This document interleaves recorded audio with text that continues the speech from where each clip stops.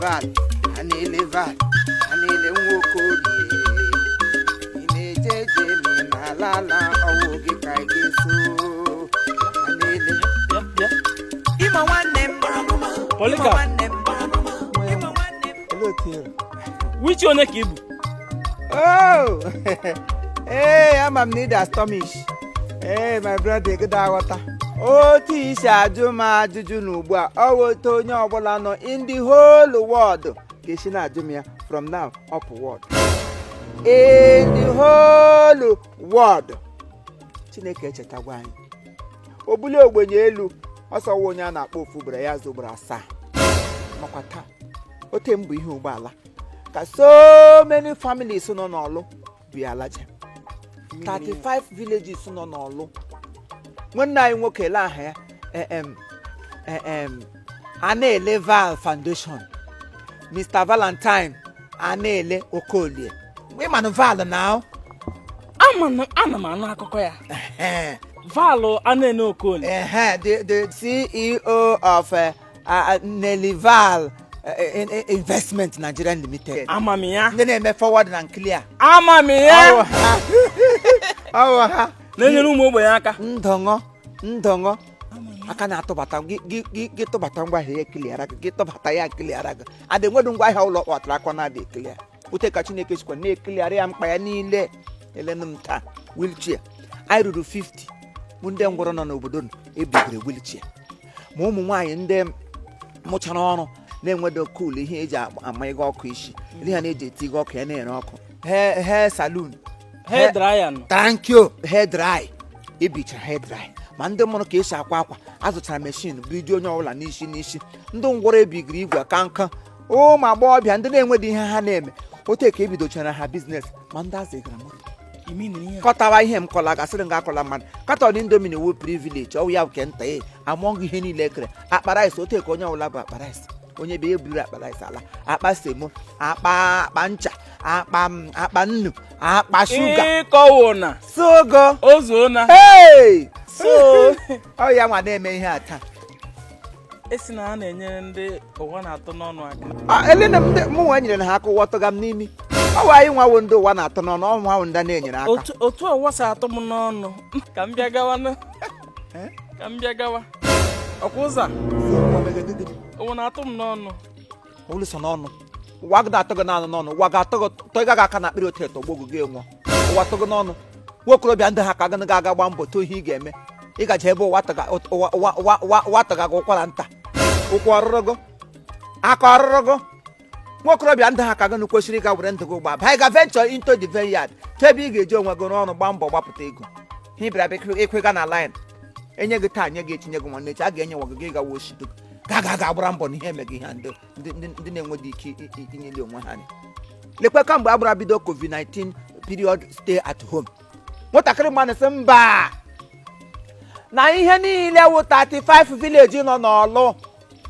onye ọbụla ga-eme gịnị onye ọbụla ga-eri nri a na-ele foundation akaṅụ eruole m aka ekpere mkpere gị n'isi gị taa wee ga na-aga ma ndị na-asọpọtụ ihe ha na-eme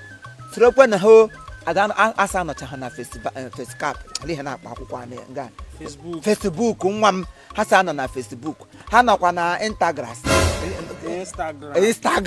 owe ihe ọwa otu ihe me ha nọ na Instagram COVID-19 COVID stay at home ha niile COVID-19 otu ihe mgbe onye na-acha ya ọkpọtalie ya urube m nwa let privilege ọ ga-akpọtalie ọwa otu ihe me kovu na kovu ọ ihe ọ pụtara COVID-19 m asa anyị nọrọ ya sị mba kama anyị ga-ebu ọnụ obiji omi nke ka m kwuru ebuli maka nke m ga-ebuli ala asị ebu m moto taa ihe m na-ebu ala njinji na-eji ma ndị ebigere moto ha ji gbawa stand service ebichara ya ga-apụ n'ọlụ ugbo otu m si elege onye ọbụla alajigo ugbo ya na-agụje gị egwu ọṅụ onye na-alaje gị ya na-agụje gị egwu ọṅụ ọhịa eji esi mma bụ onye kpata akụ ya mee ka o ruo ụmụnna ya aka erile na-anago Chineke na-enye ya na-enye ụmụ ogbenye and ekpere ụmụ ogbenye na-ekpere ya ga na-edu ya na-aga ele ka asụ ndị let privilege ha bịa kechiri gị kolie nwokorobịa ndị ha ka gụnụ bube fu cabbage blood ị ga-awa iburu ote gị ga n'ime be ya dị ga gba mbọ dịka ụmụachi ibe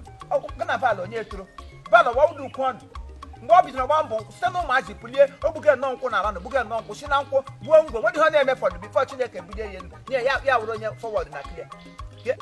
ga agbara mbọ na ihe emeghị ihe ndị na-enweghị ike inyeli onwe ha ịga uwe onye ara uwe ọga nga ọkụ na-eku ihe na-akọ ofere ere na njikere ma wichie okoro ji ụkwụ jụrụ oyi ịga kere wilichie iwe onye ngwụrọ ayụ kripụ ị dara ngwụrụ ị na-aga eke wilichie ụfụ anya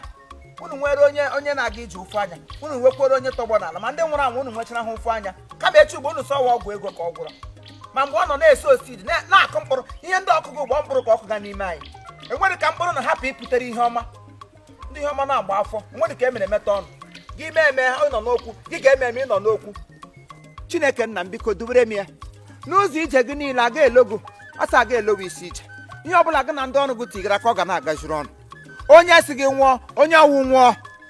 onye sikwanụ gị erile onye ọwa agịda eri mana onye si gị rie ya rie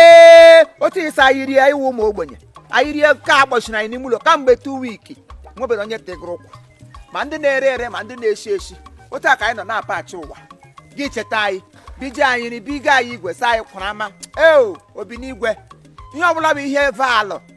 a na-ele nọ na gị n'ụwa na m ya ma ndị ya na ya na-arụ ọrụ Chineke nna biko were enye ha nye ezinụlọ ya ogologo ndụ na ahụ isi ike dube ya n'ụzọ ya niile kamgbe m gbara mata ya ihe arịrịla m mma m kpọọ ya otu ekpe na fosi ya ọnkụl ya azamin dọbụl mgbe ọnkụl ya azamin na alat mkpe ọnkụl ya were alat zam otu isi azam Jehova nke usurile nke ndị agha ga-aza gị ekpere ị ga na-agụ zam Jehova zam Jehova zam ekwekwala ka ihere mee ya biko zaa ka ha weda n'ala si o Jehova m na onwe gị bụ Chineke dede mval ọ ga-adịrị gị mma a na-ele foundation follow them on Facebook follow them on Instagram check out their page ka ihu ihe ha na-eme support this very foundation ka Chineke nwee ike ịta gara aga anya n'ime ndụ gị mgbe ị na-eme nka ka onye nwa ibulie gị elu n'aha Jizọs amen. Hey! Nwa ngwara wee bilie nwa njọ njọ ọsọ Chineke